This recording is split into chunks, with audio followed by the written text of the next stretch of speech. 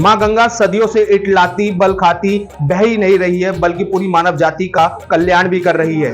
तभी तो लाखों की संख्या में देश और विदेशों से श्रद्धालु मां गंगा में आस्था की डुबकी लगाने आते हैं और हर की पौड़ी ब्रह्म कुंड पर गंगा आरती को देखकर मंत्रमुग्ध हो जाते हैं। हमारे साथ श्री गंगा सभा के पदाधिकारी मौजूद है, इन्हीं से जानते हैं आखिर इस आरती का क्या महत्व है। सबसे पहले तो श्री गंगा जी की जय, क्योंकि आरती का समय है और कि जैसे यहाँ पर अमृत कलश की बूंद कहा जाता है। अमृत कलश से जो बूंद सबसे पहली बूंद जो गिरी वो हरिद्वार में गिरी, हर की पौड़ी पर। और यहाँ पर ब्रह्म कुंड भी स्थित है, जहाँ पर नील पर्वत की छाया भी सुबह के समय कहा जाता है। नील पर्वत की सबसे पहली जो किरण होती है सूर्य देवता की, वो हर की पौड़ी पर आती है।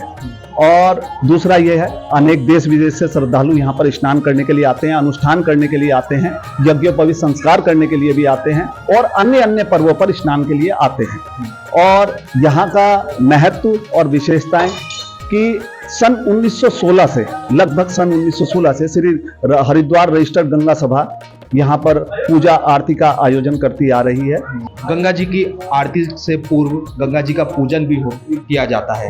क्या किस किस विधि से गंगा की पूजा अर्चना की जाती है गंगा सभा द्वारा? जी, अब यहाँ पर जो यजमान लोग भी आते हैं प्रतिदिन, हजारों की संख्या, लाखों की संख्या में, और जो पर्वों पर तो करोड़ों की संख्या उनकी हो जाती है दर्शन के।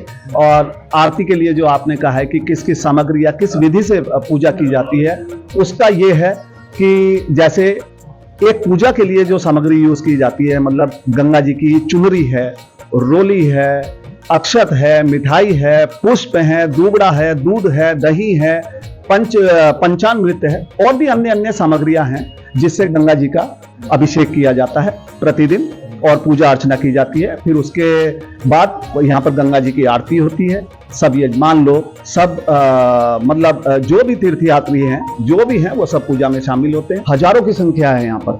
आपको बिल्कुल आरती के अलावा कोई भीड़ भाड़ से कोई भी मतलब किसी भी प्रकार की आवाज, कुछ भी आरती के समय बिल्कुल आपको सुनाई नहीं देगी, जो कि एक श्रद्धालुओं की तरफ से अपनी एक वो है कि हम उसको बड़े ध्यान से, बड़े ध्यान पूर्वक वो आरती को सुनते हैं और अपना गंगा सभा द्वारा श्रद्धालुओं को मां गंगा की शपथ भी दिलाई जाती है। क्या शपथ है और क्यों दिलाई जाती है? जैसे शपथ में कहा जाता है कि आप लोग कभी झूठ का साथ ना लें, आप लोग कभी भी कहीं पर, मतलब जैसे हरिद्वार का स्थान नहीं, आपके घरों के आसपास भी या कहीं पर भी कोई गंदगी ना फैलाएं, कोई मतलब अनैतिक प्रकार का किसी भी प्रकार का कार्य ना करें और पूजा अपने धर्म के प्रति, अपने सनातन धर्म के प्रति हमेशा आश्वस्त रहें और लोगों को भी जागरूक करें उसके प्रति। यही शपथ दिलाई जाती है।